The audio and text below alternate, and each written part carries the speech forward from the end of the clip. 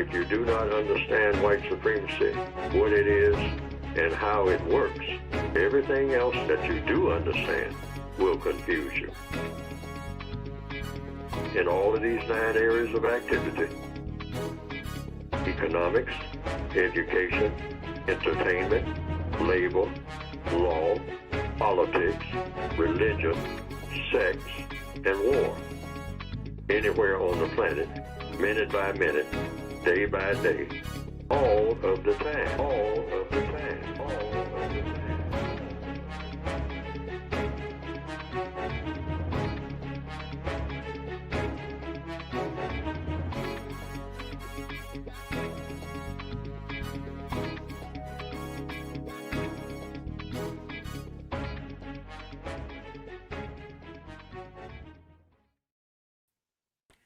Well, good morning and welcome to the August the 5th, 2025 edition of the Counter Racist Code Show with Mr. Neely Fuller Jr. I am your co-host, Mr. Bobby, and with me today is Gate, and we thank you for tuning in to today's program. A lot of interesting subjects that we will be discussing today. Gate has selected a few things that will help us to understand racism, what it is, and how it works, as I am looking for my opening that I use about the housekeeping articles and so forth that we're supposed to do. You can get in contact with the show. You can go to producejustice.com. That's one way. You can also go to YouTube, which is at Produce Justice, and then Facebook. You can go at Produce Justice at Neely Fuller Jr. Yeah, you can do that. Also, if you like to be a participant in the show, Gate has set up a link, which I think he'll further explain that you can get on, and we want you to be a part of the program, so make sure you do that. And if you have a comment or suggestion for the show, you can also use contact at producejustice.com. And that is the easiest way to get in contact with the show with your suggestions. And many have come through and they are looked at. So thank you for doing that. Mostly everything that will be discussed today comes from the 3 books that Mr. Fuller has produced. The United Independent Compensatory Code System concept that you can get by going to producejustice.com. To my understanding, all the books are up, all the material is up, and I understand there's also going to be some new stuff or stuff that was not exposed by Mr. Fuller. As soon as that gets together, that'll be available for you to get. Okay, I'm trying to do that from memory, the housekeeping items. I probably forgot a few, but anyway, those are the basics. Okay, let me introduce Gate, my co-host and producer of this show. He's been with Mr. Neely Fuller for quite a long time. So, Gate, good morning, and how are you? Good morning, Mr. Bobby. I'm still learning, and how are you this morning? Thank you for a great introduction, and to all the listeners who are tuning in today, many for the first time. And if you've been hanging in here with us and Mr. Fuller wow, we go way back. Go back to Talktainment Radio. We go back to Blog Talk. And it's a continuation of the Neely Fuller Counter Racist Code Show. Like Mr. Bobby said, I'm Gate, and I've been producing the show. I've been around. I have a pretty good idea of Mr. Fuller's insights and thoughts besides reading his 3 books. I've also been following his show for the past 5 years. I mean, listening to every minute of the 2-hour show for 5 years as the producer. So I think I have a pretty good inside track on Mr. Fuller. Now, I'm not here to replace him. Mr. Bobby's not here to replace him. We cannot replace Mr. Fuller. He is irreplaceable. So we are here to provide some logic, our own takes on his important message.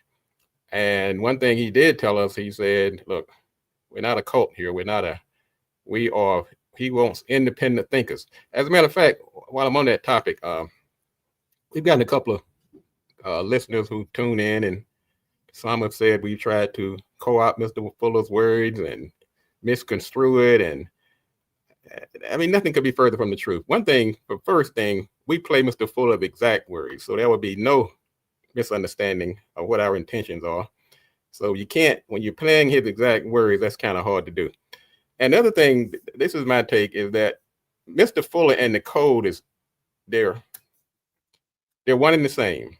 You can't not separate one from the other. So you get the code from one, his 3 books, the original book written in 1984, the Word Guide written in 2010, and the expanded edition written in 2016.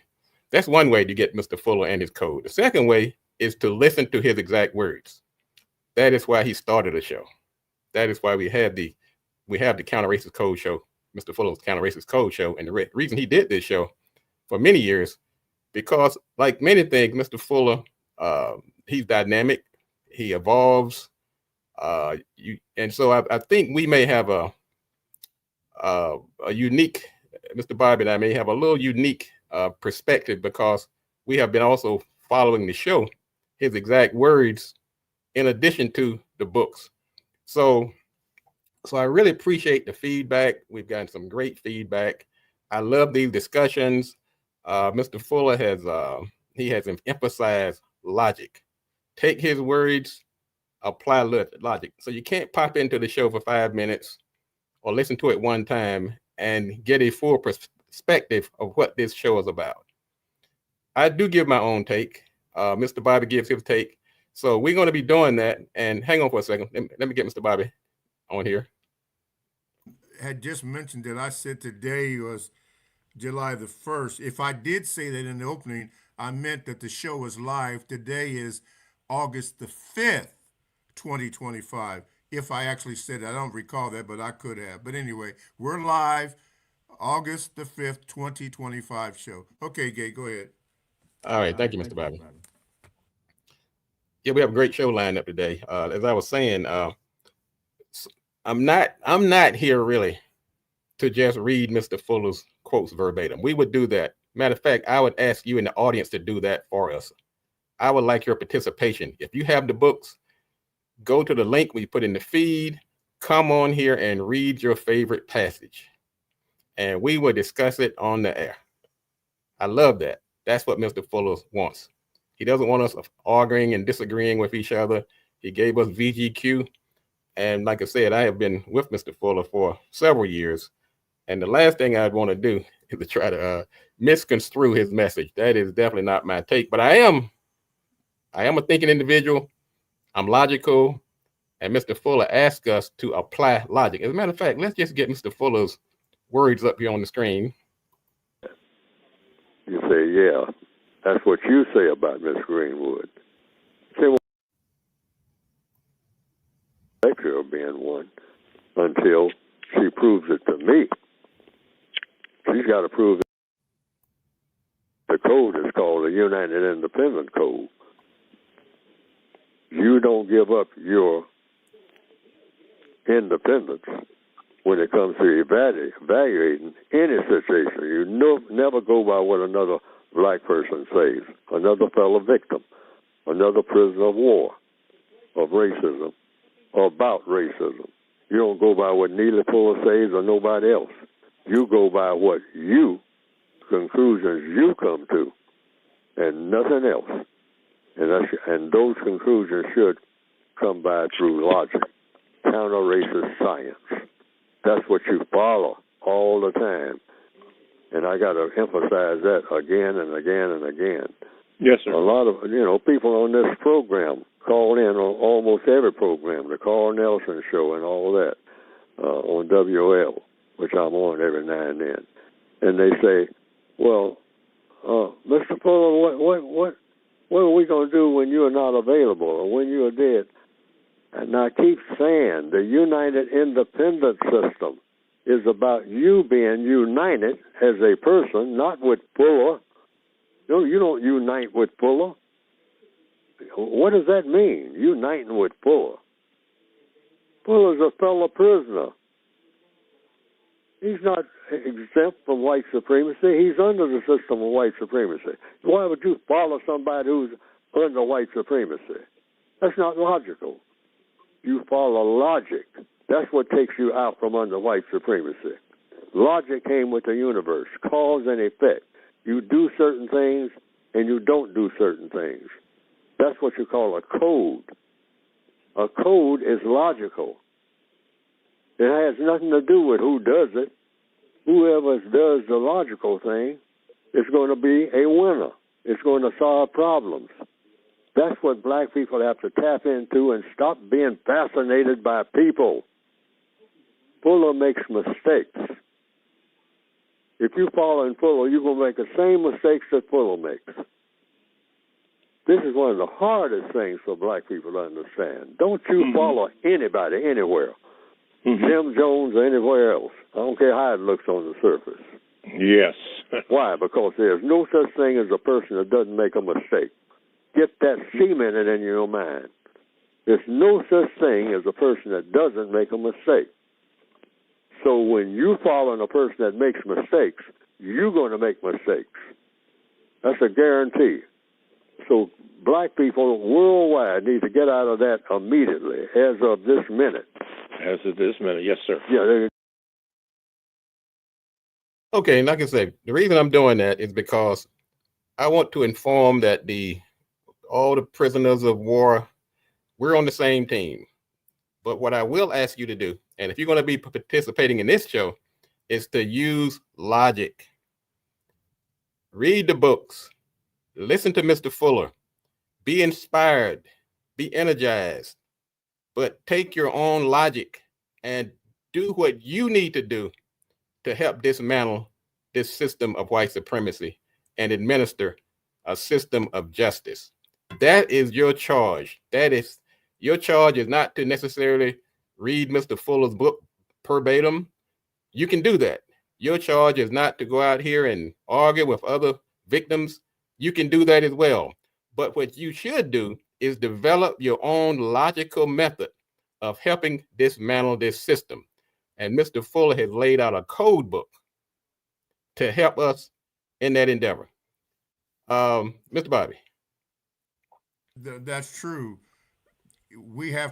He has put a code together for us to follow in order, as you just said, to dismantle the system and not to come against one another, but to use the suggestions that he has made and in your independent way, although we're doing it collectively also, to dismantle it. Your expertise in certain areas, my expertise, or whatever it is. And I am glad that you pointed out that we're not here to replace Mr. Fuller. That's why you have his words, not our words or your words or my words, but his words to make it plain. So I really don't quite understand where that comment came from. But as Mr. Fuller would say, and as I'm learning, that's that person's VGQ. That's what they thought. But you made it plain. You made it clear. Thank you, Mr. Bobby. Now, the topic we're going to cover today is Black Business Month. And if somebody in the comments says Black business is an oxymoron. And so I put the question out here, is Black business a form of racial showcasing? I looked for in the code books and through Mr. Fuller's message, any direct reference to Black business. I didn't really find one, but I did. What I'm doing, I may be making a leap. And once again, this is me. This is my take and my logic, is to look at the closest thing I could find was a thing called racial showcasing. And so I'm looking at from page 28 in the code book, where Mr. Fuller says this racial showcasing applies to the white supremacists taking large members of non-white people and putting them out front.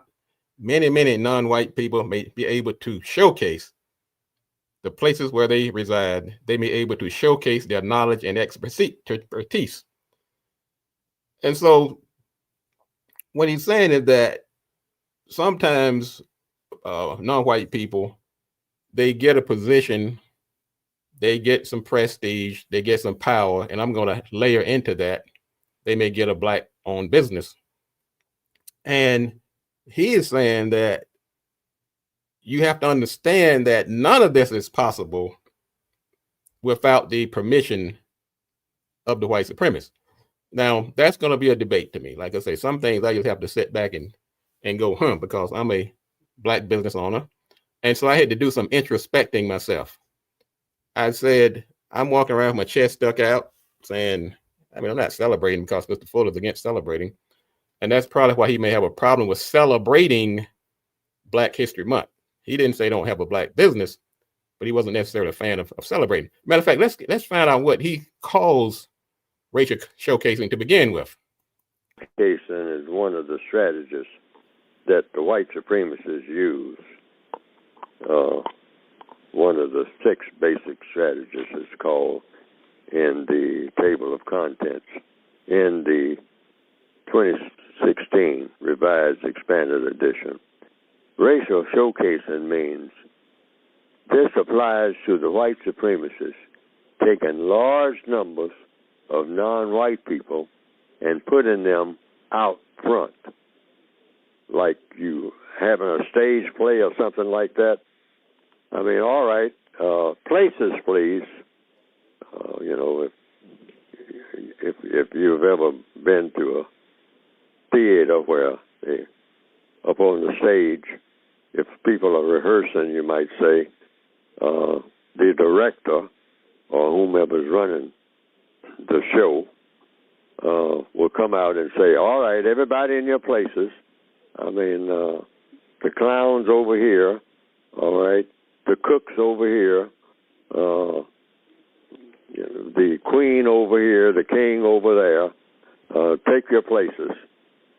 Now, the white supremacists worldwide, when they invented a thing called white supremacy, they said, we are going to showcase certain numbers of non-white people, meaning we're going to put them up front. Now, sometimes in the past, we have put them in the back,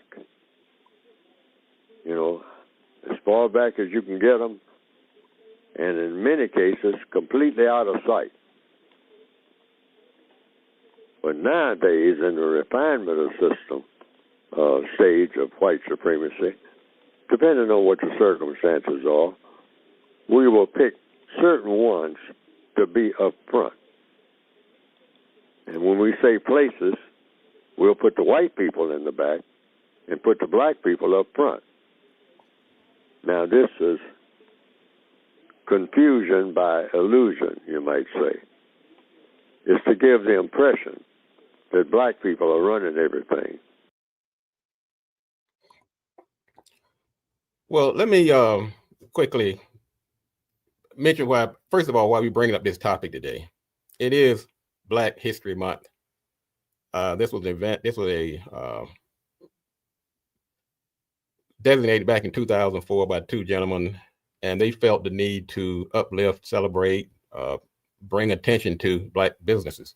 Now, I'm going to say that we do need to support black businesses, whether you call it celebrating them, or whether you call it showcasing, or whatever you want to call it, because there are some dire numbers out here in the non-white community. Really, there's 3 million black businesses in the United States that generate about $133 billion of revenue a year. Now, the unfortunate part is that even though by most counts, blacks are about 13% of the population, we are still only 2% of the employer businesses. So if you're 13% of a population and you're only 2% of the employer businesses, that means companies that have the ability to hire. We're not talking about one-person operations or side hustles. 2% of the employer businesses, then there's a gap of 13%. Who's going to hire that 13%?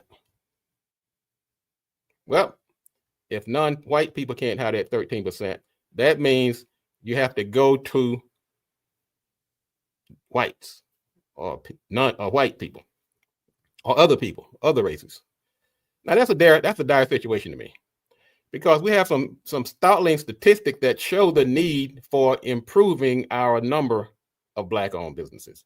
Because generally, regardless of how you feel about them, they are going to do the most hiring when it comes down to a pure number of applicants. There's about, if you look at the wealth gap in this country, about in the white household, there's about a $76,000 a year annual income. In Black communities, that number is about 48%. And it gives some context to what we're talking about. So we're looking at this on one hand. We have the Black businesses on this hand, which are surely needed, because if you're in that 11% gap that cannot be hired by non-white businesses, that means you have to find your livelihood somewhere else. And when you do that, and let's say you have to go out here and work for somebody else, you've been discriminated against.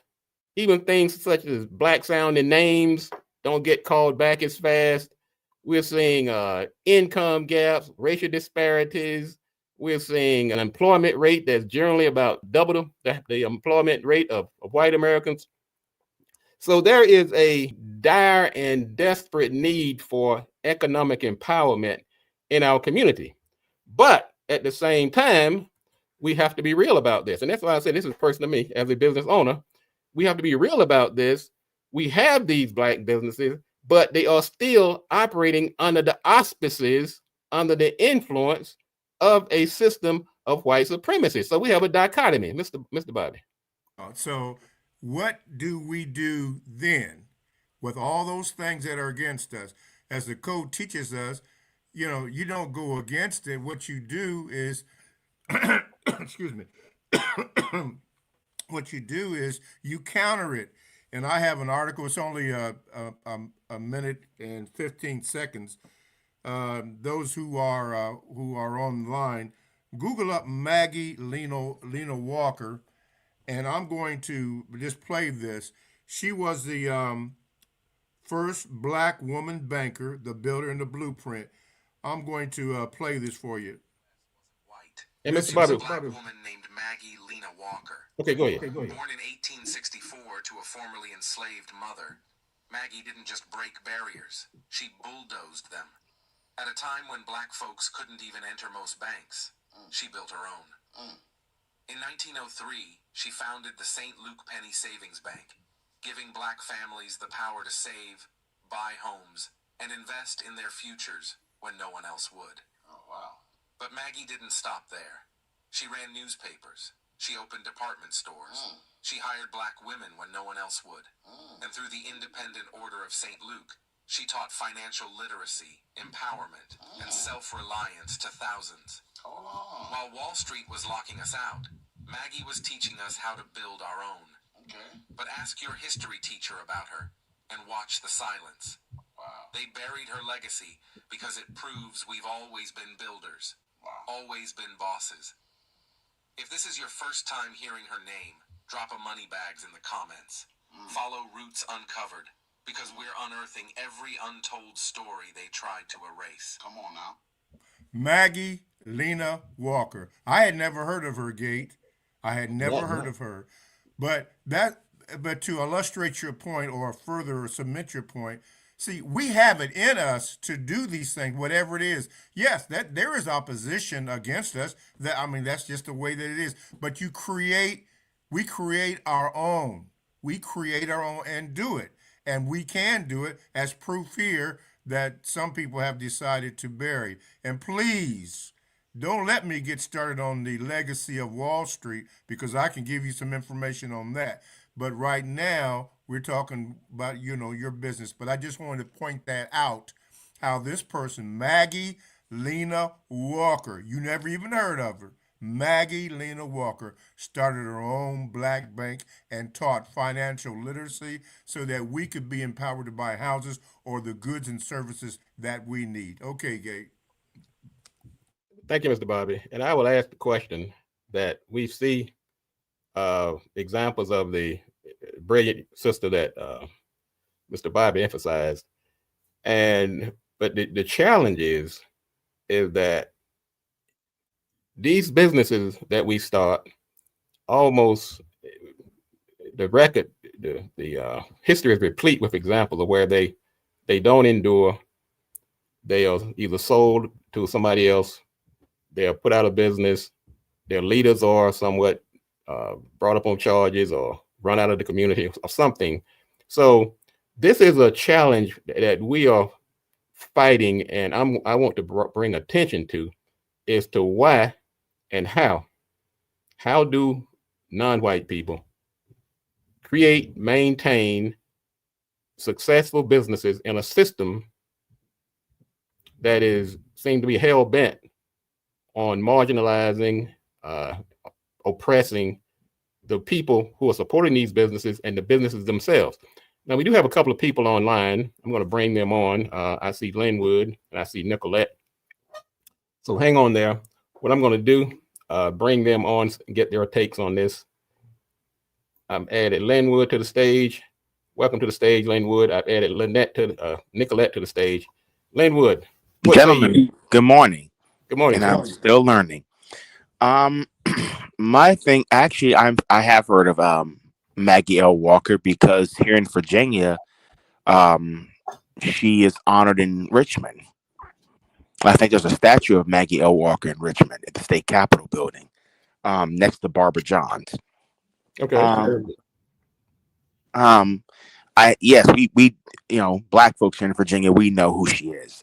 But we never heard about her in our history books, and we know why that is, because the usual suspects run the education system.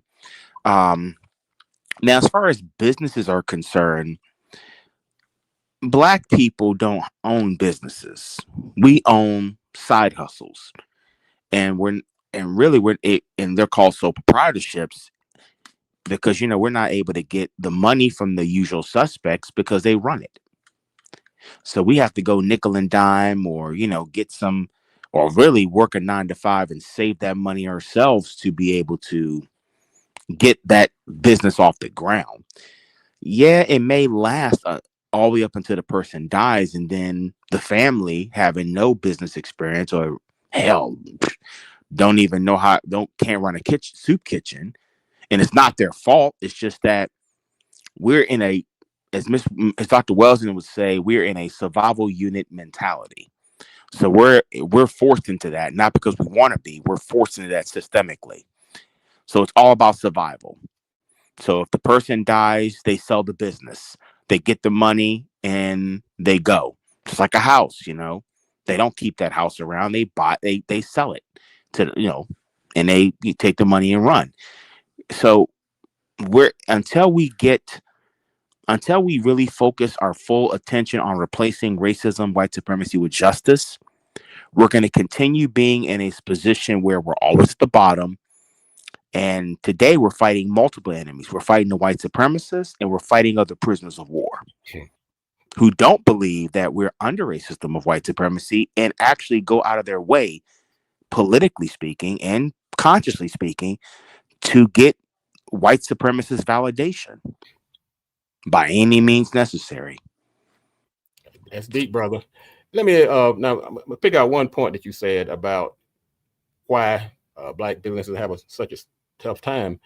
For one thing, this loan, trying to get funding, that is a big problem. The loan denial rate is there's a big gap between the acceptance rate of black-owned applicants and white-owned applicants, white business-owned applicants. So that's to begin with. For another example of the venture capital money. These are the venture capitalists that go out and put big sums of money as investors or funders of businesses. Only 1% of the total VC money goes to non-white black-owned businesses. Those kind of statistics makes us wonder. What doesn't make us wonder is it just confirms what we already believe. That, and even when you get money, check this out. There is financial disparities when you actually get access to the money. White firms are paying about a 6.4% interest rate on the money they get from banks and loans, where minority-owned, black-owned firms are paying 7.8%. So this system is total. It is utter. And so the fact that black businesses are struggling, that's not a figment of your imagination. That's not some kind of racist talk. These are realities until you get the facts. We talked about education on one of the previous shows. And one of the things that Mr. Fuller told us to do is to educate yourself. Educate yourself so that you can expose the hypocrisy that exists under this system. Mr. Bobby, hold 1 second there, Mr. Bobby. Let me get you queued up here. All right.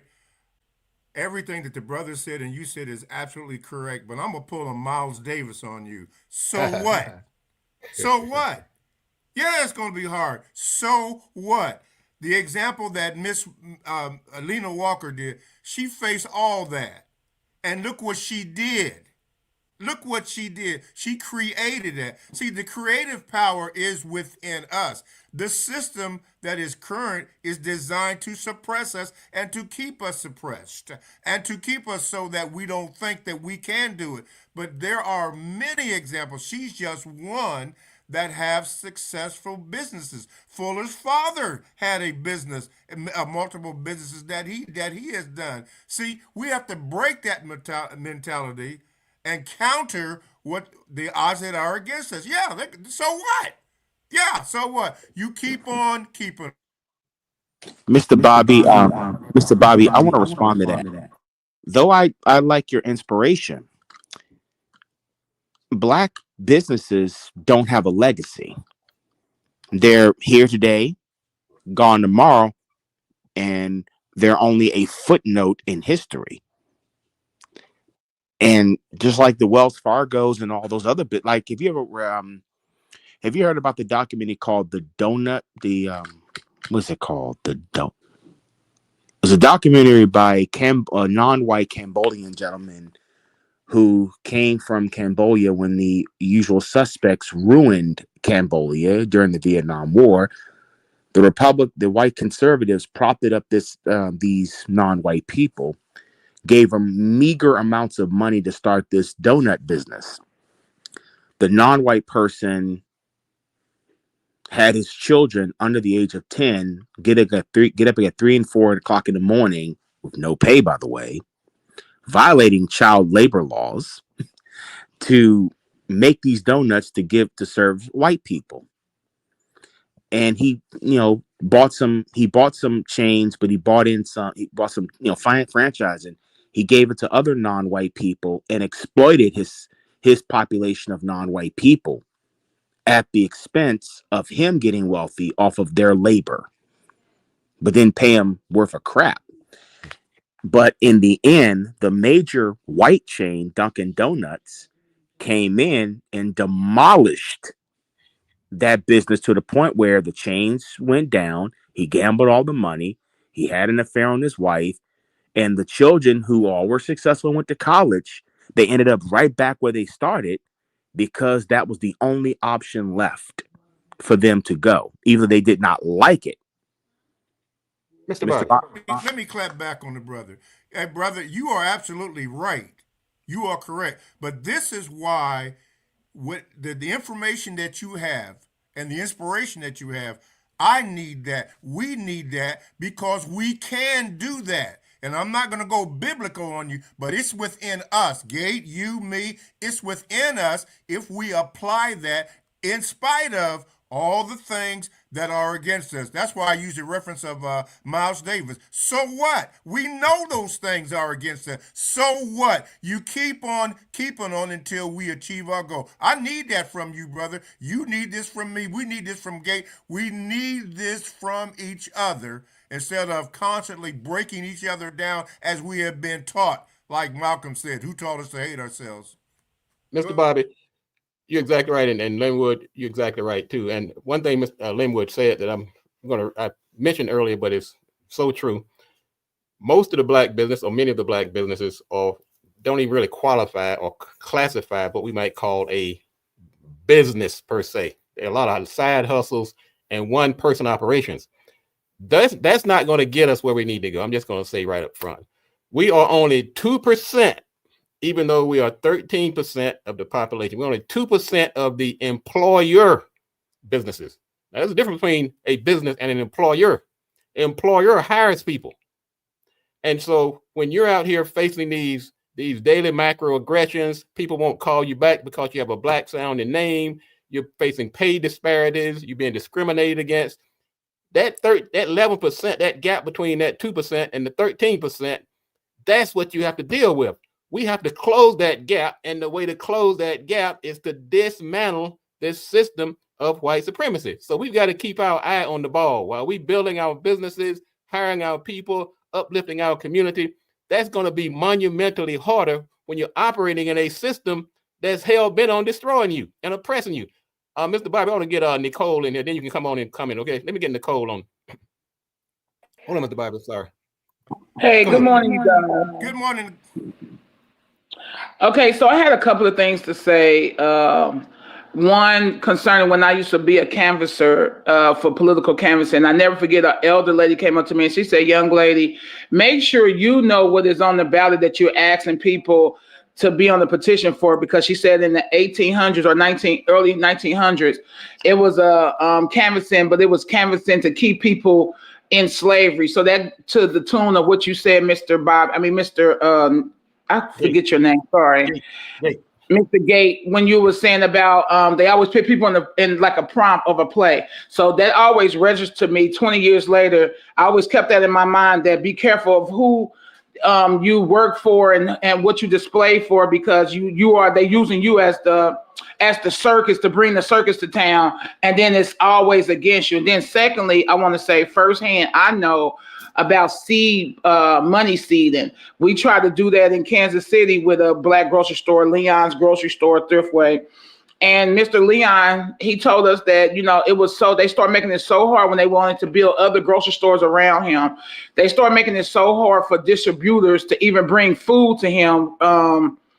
The supplier that he once had before they wanted to bring other grocery stores, he couldn't even get them to supply him no more. And it was food shortages numerous of times at his grocery store. And then lastly, going to what Mr. Bobby said, I think I recently read about the young lady that started the penny bank or something. And it seemed like everything that you read about with that, people use their own money. And I know in business law, when I took business law in college, that it's the grant. A lot of things is grandfather clause in that's still geared towards slavery, where you can say that you own the business, but you're not owning the land that the business is sitting on. So therefore, you're not really the sole proprietor or the sole ownership of that business. So that's what I had to add to the conversation. Thank you. Thank you, Nicole. Thank you. You're always bringing valuable information, valuable insight. Really appreciate you and continue to listen. What I'm going to do, Mr. Bobby, I'm going to play another passage, and let's focus. Let's keep focus on the question I put out here, because perhaps one of the reasons that we're stagnant, things aren't moving forward, because like Mr. Fuller said, it's possible that there's some racial showcasing going on. It's possible that some people who are actually succeeding, who have stood out from the pack, have excelled in their professions and in their business, perhaps they were put there. Maybe they were put there for a reason. Maybe it was their own doing, or maybe they were selected by the usual suspects to put people out to give the illusion, like Mr. Fuller said, the illusion of confusion. Let's get Mr. Fuller's exact words again on this topic, where a caller called in and basically said, look, I'm a young person, I'm a millennial, I'm making big money, and just because I'm doing this, does that mean that can I be successful and still be a victim of racial showcasing? Scientific Negro says this, Mr. Fuller, I am a 30-year-old black male, which places me in the, quote, millennial generation, millennial, end of quote, generation. There are a lot of black males and females my age earning exceptional wages well above the average median income. Mr. Fuller, is this a result of, quote, racial showcasing, in the quote, or is it the result of blacks slowly becoming smarter? Both.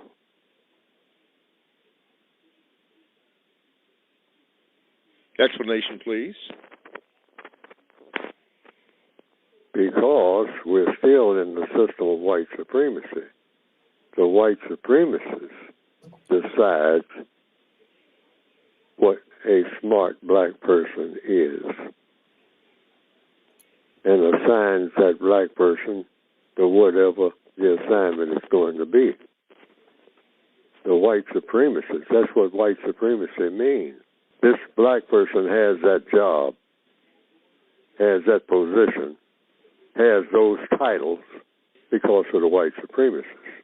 That's what white supremacy means.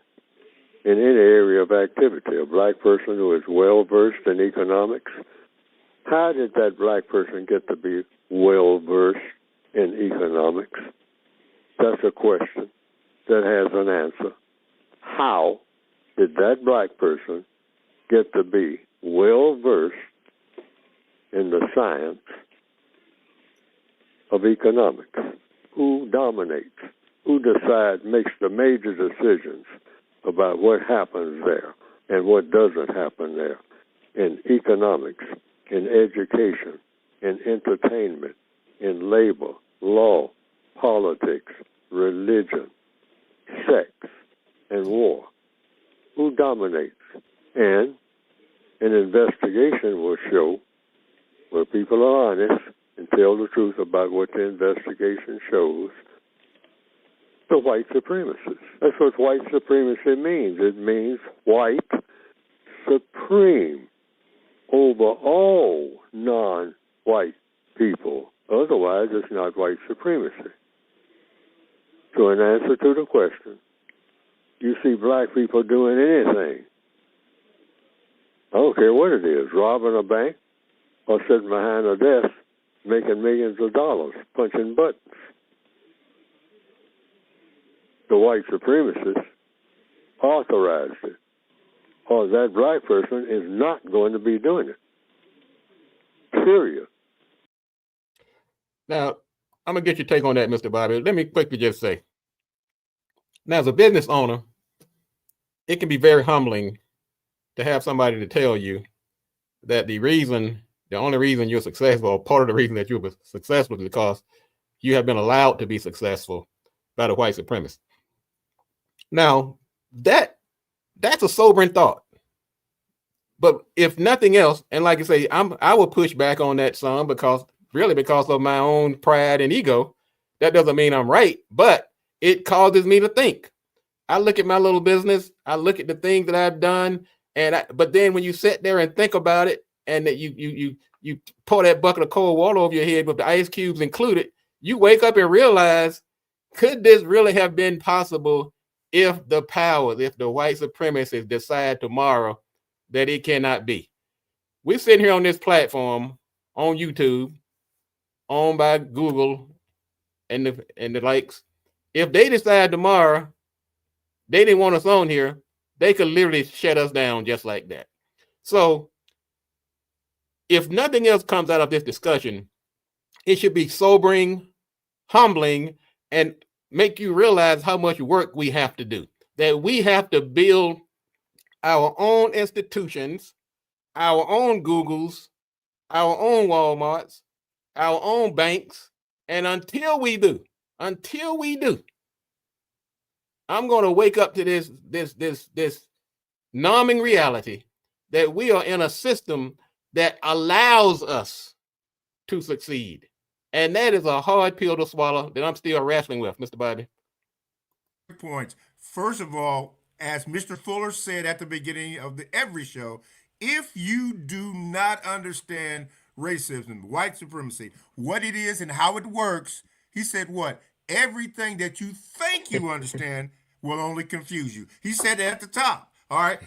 Number two, I was speaking with the elder, and this is what the elder had told me. He said that figures don't lie, but liars figure. Okay, that's the second one. And here's the third one. As Brother Linwood and Nicole had mentioned, we can have all these businesses, and then, like you said, Gay, we have had permission from them. They allow us to do these things. And let's say you get a successful business, and I'm thinking about one, FUBU, for us, by us.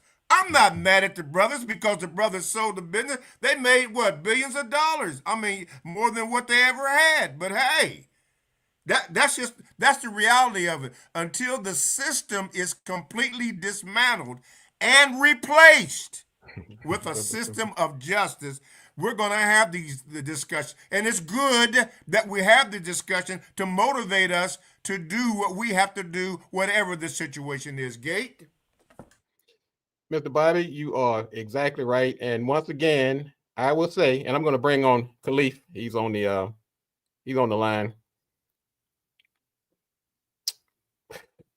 Acknowledge that you're in a system, and I'm going to give you my final take on what I have absorbed listening to Mr. Fuller for the past 7 or 8 years, having a personal relationship with him, that we producing his show, helping him move his books. I'm going to add my take, and whether if it's in lockstep with Mr. Fuller or not, but I can assure you that most of it is. But like Mr. Fuller said, we have to apply logic. He wants to inspire and generate a generation of thinkers, not a bunch of Jim Jones followers. If the only thing you can do is read Mr. Fuller's books and then go back to what you were doing, business as usual, I'm not sure that's following the code. Anybody can read. What you want to do is to take that information, apply logic, and go out here and use your skills, your intellect, to help dismantle this system and replace it with a system of justice. Khalif, what say you? Good morning, everybody. I'm out doing a few things. That's why I'm not on camera. Hey, Mr. Bobby, how you doing? He's nodding in a I compliance. can't hear. I can't hear anybody. Okay. Okay. Go ahead, Khalif.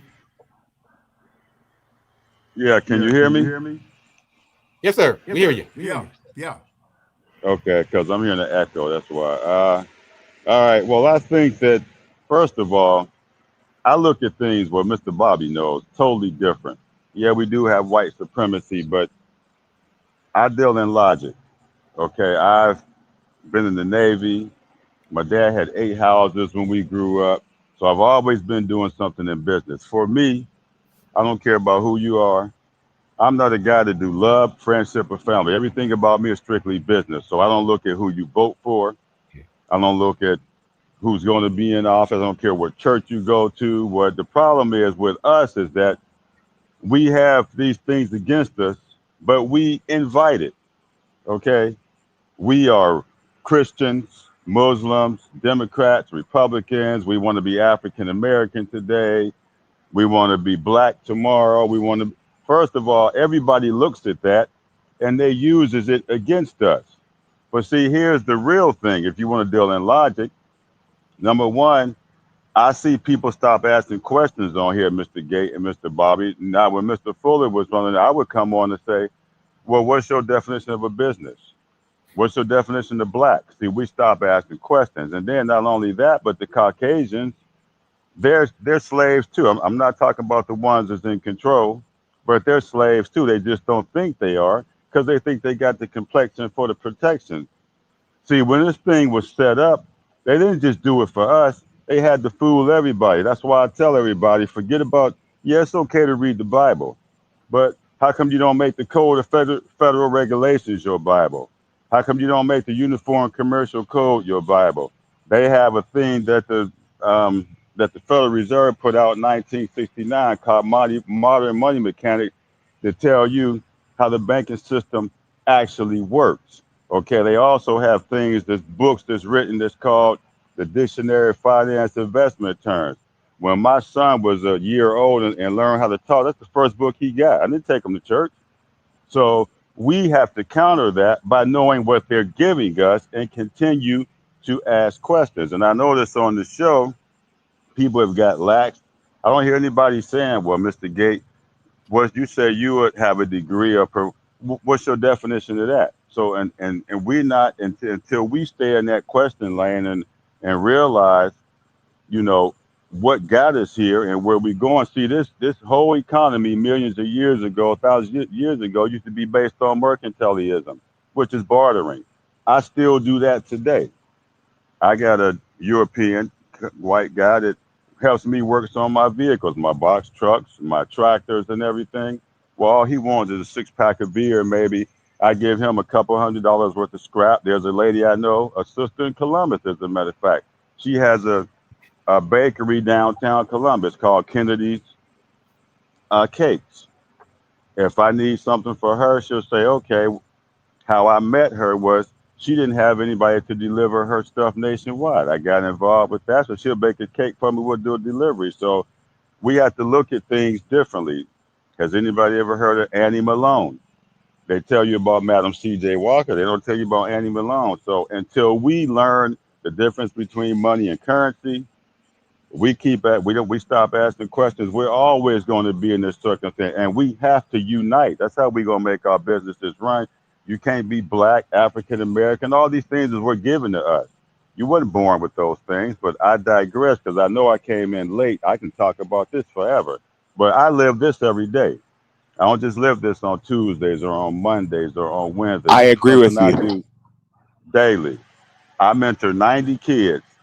And guess what I teach them? I teach them how to be entrepreneurs and how to eat right and live right before they're 15 or 16. Not that the white man gonna keep holding you down, because like I said, I live in an area where it's nothing but so-called Caucasians, Europeans, and they doing worse than some of you are. So all of them don't have it. They just make you believe that if you vote all your problems going to be solved. If you go to church, no. What we need is our unity. What did John Henry Clark say? We have no friends, and everything that you touch should be about your liberation. And I'll end that on that today. Hey, brother Khalif, right quickly, you said some pretty interesting things, VGQ. But is there reason to believe that the white people that are not doing as great as so-called we are is because they were racially sacrificed, like white sacrifice confusion? First of all, nobody's doing well, if you ask me. All it takes is one person to say, you can't have that anymore.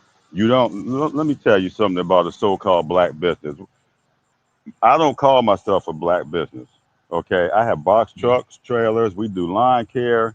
I have people that work for me that do computer pro. First of all, we don't own and control the banks. Those Federal Reserve notes you got in your pocket are not yours. So I don't know why you want to call yourself a so Woolworth get everybody's money. Kmart had got everybody's money, but no, they were just the ones that wasn't given the same information that the people that's in power got. So you got to understand, your education system comes from people like the Rockefellers, the Carnegies. They put them in place so that they can have worker bees for life. See, we don't think. All we do is think for the weekend or think just like I just saw something in Houston. I don't know if I sent it to Mr. Bobby. This store was giving away hair bundles or wigs. Who did you see out there? But y'all claim we broke. We go on cruises every year. We go to Vegas. We do things what Dr. Claude Anderson would call inappropriate behavior. So until we get it together, we're going to continue to face these obstacles. Yeah, do we have things that happen to us? Yeah, I have yet once to have anybody. Do you know the majority of my customers are other people instead of, I guess y'all call each other black. My own family members don't support me in what I do. So, and until we get around that mentality, we are always going to be where we are. But like Mr. Bobby said, this is what I tell people. Like I know people. So what? You broke your leg yesterday. Get back on the horse. So what? Your sister passed 2 weeks ago, and now you brokenhearted. Now what you gonna do about it now? See, I don't deal in pity. I don't deal in sorrow. You get back up because the worst thing you gonna do if you fall is you gonna get back up. So no, I don't look at color nowadays, except for I deal in logic. If it's raining today and if it's raining for the next 3 days, I know we can't cut grass. So guess what I'm gonna do? I'm gonna move 4 or 5 people in my box truck. So I'm gonna clean up in the house. There's always ways to get around this. But if we Lot. keep saying to ourselves, well, I can't do it because of this, but none of us, even the so-called Caucasians, do you know who the Patels are? They come from India. Patel means innkeeper. They own about 50% of the hotels in this country now. I have a relationship with them. My brother works on their hotels. He's an electrician in Virginia. I have about so I've never had nobody tell me, nah, Negro, you can't do no work for me. You let your work speak for itself. I don't care who it is, but I have a problem with my own people dealing with me. I don't know Right. why. I give, I volunteer every week. And we do food giveaways.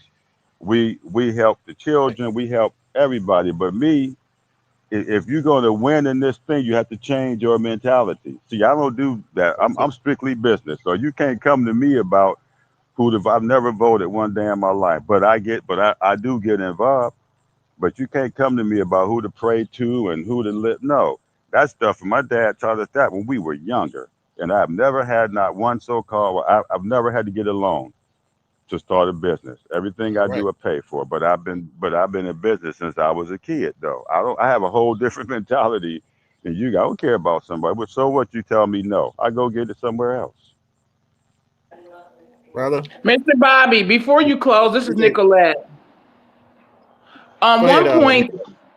point that the gentleman said about business, the one thing that I know I've been working on with my son that's in school is the history. They already put that history in people's brain of telling us all about the bad things that happened when people got together. So that's putting something in the forefront of people's mind of thinking, oh, let me do what I need to do for myself. I can't worry about the next person, or if the next person get a business, oh, I can't support them because that ain't me. So I do get what the guy is saying. So that's what I wanted to say. Uh, Go ahead, Mr. Bobby. Yeah, I was going to say, Brother Talif is correct. That was Kennedy's Cakes, and that's with a K. And she's online, and her cakes are good. That is kkkcakes.com.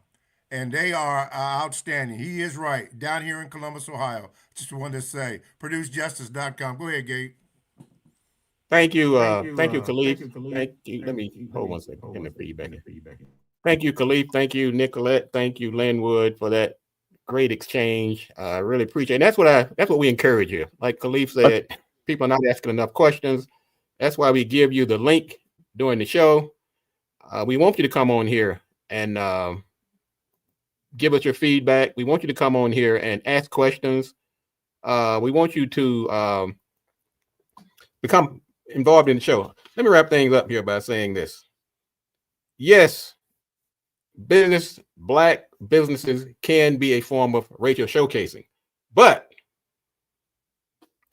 number one, do not blame fellow non-white or victims. Hold the white supremacists accountable for whatever happens. Okay? The other thing, if you are chosen, if the white supremacists choose you as a showcaser, let people know, like I'm letting you know today. It is very possible that some of the things that I'm doing or have been allowed to do is because we're in this system that we are trying to dismantle. Use your platform, whether it's a business, whether it's wealth, whether it's an educator, whether it's a politician, whether it's a pastor. Use that to educate people as much as possible about this system that you're in.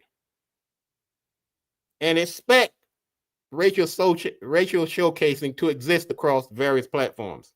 Now, as long as, and this is what I got, the final thing I got from Mr. Fuller from listening to him as I prepared for this show, is that he said he didn't specifically call out black businesses, but he did say, expect that you will be used to showcase, but use that platform to help others, to help dismantle the system of white supremacy and replace it with a system of justice. Mr. Bobby, before we get out of here, and this has been quite a show. And I want to thank everybody for participation. That is what makes this show. Yes, sir. ProduceJustice.com. All right. Thank you, everybody, for your participation, for listening. Come back next week. Join us. Bookmark this show. Share it. Go to producejustice.com and find out what's going on. Keep up with what's going on the show. As we stated when we started out, we are not here to just parrot what Mr. Fuller said. We're not here to replace him. We're not here to form some kind of cult. We're here to create a cadre of independent thinkers. And he said that's why he called the book The Independent Code. He wants you to use logic. And your logic may not agree with my logic, but long as we're in concert, we're in lockstep in our efforts to dismantle this system and replace it with justice. As long as we're doing that, we're on the right page. So on that note, we'll be back next week. This is the Counter Racist Code Show, Mr. Fuller's Counter Racist Code Show. We are here every Tuesday at 10:30 a.m. And let me get Mr. Bobby back in here for a second. Go ahead. Yeah, 9 o'clock, 9 a.m., 9 to 10. What I You say? said 10:30, I think it was. That's all right. Thank you. Yeah. Thank you, Mr. Bobby. It's actually 10 o'clock. 10 o'clock every Tuesday at 9 a.m. Got a lot going on in my head this morning, brothers. So we'll see you next week. And like I said, go out here and do your best to help dismantle this system and replace it with a system of justice. We're out. If you do not understand white supremacy, what it is, and how it works, everything else that you do understand will confuse you. In all of these 9 areas of activity, economics, education, entertainment, labor, law, politics, religion, sex, and war. Anywhere on the planet, minute by minute, day by day, all of the time.